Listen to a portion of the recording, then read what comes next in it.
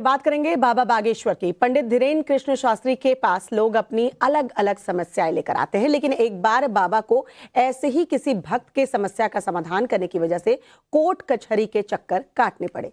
पूरा माजरा क्या है, रिपोर्ट दिखाते हैं आपको।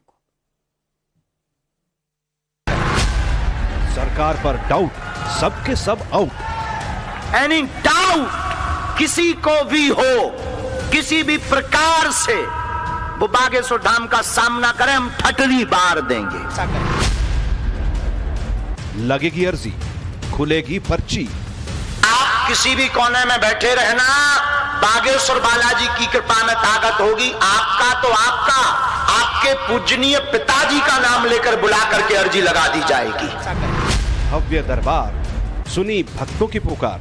कृपा की ना होती जो आदत तुम्हारी, तो सुनी ही रहती अदालत तुम्हारी। न हम होते मुजरिम, न तुम होते हाकिम, न घर घर में होती इबादत तुम्हारी।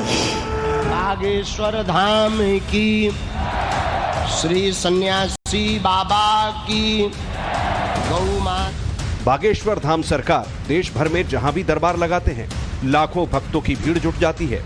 हर कोई अपनी अर्जी लगने का इंतजार करता है। भक्त बड़ी आस्था के साथ दूर दूर से सफर करके बाबा के दरबार में आते हैं।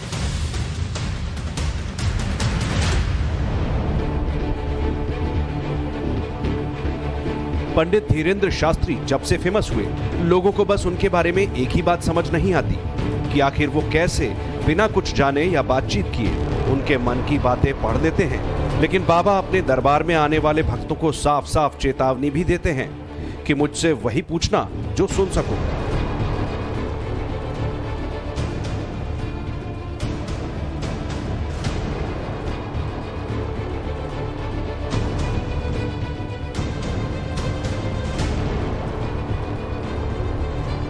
देखो, आप वही पूछना जो आप सुन पाओ। अगर आप सुन ना पाओ तो बिल्कुल मत पूछियो, नहीं तो तुम्हारी पूरी मुस्कुराहट उड़ा दी जाएगी हमेशा के लिए। और एक बार व्यक्ति का चरित्र अगर सामने आ जाए तो फिर चित्र अच्छा नहीं आता है। और हम आपकी समस्याओं का प्रदर्शन करने नहीं आए। जैसे हमें इस बच्चे को बताना था तो हमने टीवी पर नहीं बताया, काम भी हो गया, सांप भी मर गया। तो हम प्रदर्शन करने नहीं आए, धमकी नहीं दे रहे, हमें समाधान। लेकिन ये हमारे पास हनुमान जी के द्वारा दिए हुए अस्त्र शस्त्र हैं कि जो कहते भगवान नहीं होते, दिव्य शक्तियां नहीं होती, तुम्हारी ठटरी। बागेश्वर धाम सरकार के आगे जितने भी भक्त हाजिरी लगाने जाते हैं, हर किसी के कोई ना कोई सवाल होते हैं। कोई बाबा से अपने बच्चों के करियर को लेकर सवाल पूछता है, तो कोई शादी कब होगी ये जानना चाहता है।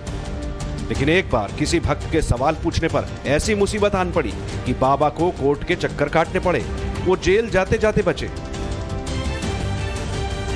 ये चर्चा बतानी नहीं है, अपने तक सीमित रखनी, क्योंकि हमने नाम बताना बंद कर दिए हैं। 2-3 बार हम कैसे हैं, अदालत हुआ है। हाँ, 2-3 बार हमने, एक बार चोरी बताई, चोरी में है जिसने चोरी की हमने लिख दिया कि फलाने ने चोरी की, जिसकी चोरी हुई। फिर क्या, चोर तो पकड़ा गया, चोर ने कह दिया बागेश्वर वाले महाराज भी साथ में है। आगे की लगी वो रिपोर्ट में ऐसा लफड़ा होता है कि वो जिसका नाम ले चोर, उसको बुलाया जाता है तहकीकात के लिए। तो बहुत पुरानी घटना है, छतरपुर जिले की। हम अदालत गए, जज ने कहा कि तुमने कैसे नाम बताया। हमने कहा हम तो विचार करते हैं, तो विचार करने से हनुमान जी प्रेरणा देते हैं। तो जज मिश्रा जी थे, अभी भी वो हमारे चेला हैं। उन्होंने अंदर गए, एक डिब्बे में घड़ी बंद की और बोले हमने इसमें क्या रखा है बताओ। हमने फिर बताया कि इसमें घड़ी है और सोनाटा की घड़ी है, और 11:44 पर इतने सेकंड पर कांटा है। जहां उन्होंने खोली वो चौंक गए। फिर उसके बाद में उन्होंने हमें तो बरी कर दिया, बाइज्जत बरी, लेकिन उन्होंने रात को हमें हमारे धाम पर आकर कहा कि अब आज के बाद आप नाम नहीं बताओगे, नहीं तो किसी दिन जेल जाओगे। हाँ, तो हमने भी समझ लिया कि ये काम पुलिस का है, हम क्यों करें। बेचारे पुलिस वालों के बाल बच्चे नहीं तो भूखे मर जाएंगे, हम क्यों करें ये काम। जब पुलिस का है तो हम क्यों बेफिजूली में टेंशन में रहें। तो हमने फिर उस दिन से जो है नाम बताना बंद कर दिया। अब हम संकल्प ही लिए हैं, चोरी, मर्डर, गड़ा हुआ धन बिल्कुल भी नहीं। हाँ, राष्ट्र के लिए अगर जरूरत पड़ेगी तो बताया जाएगा। ऐसा भी नहीं है राष्ट्र के हित के लिए अगर हमारे बालाजी की चेतना का, शक्ति का सदुपयोग बनेगा, एक दो बार हमने सहयोग भी किया राष्ट्र के लिए, और अगर फिर जरूरत लगेगी तो हम फिर बताएंगे। भले ही बागेश्वर धाम सरकार ने जज की बात मानते हुए अब चोरी मर्डर के राज खोलना बंद कर दिया हो, लेकिन जब एक महिला बाबा के दरबार में पति के मर्डर का राज जानने पहुंची तो महिला की हालत देखकर बाबा खुद को उसकी मदद करने से रोक नहीं पाए। क्या रहस्य जानने आई?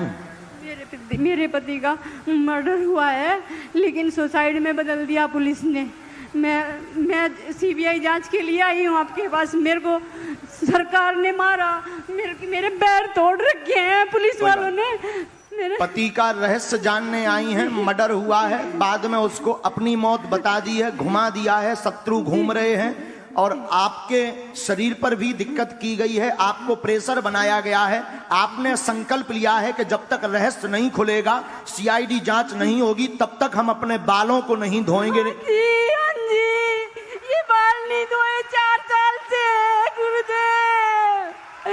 और आपने 4 वर्ष से बालों को धोया भी नहीं है, तो सीआईडी जांच की मांग लेकर के आई हैं।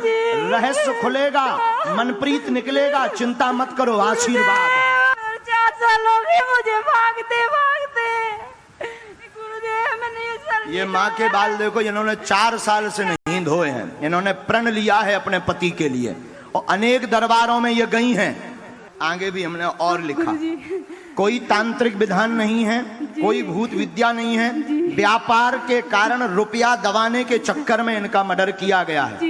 एक इसमें स्त्री सम्मिलित है, एसके शर्मा आपका साथ देगा, उसकी चिंता ना करें, लेकिन वो बुद्धि का बहुत हीन है, बहुत लालची आदमी है।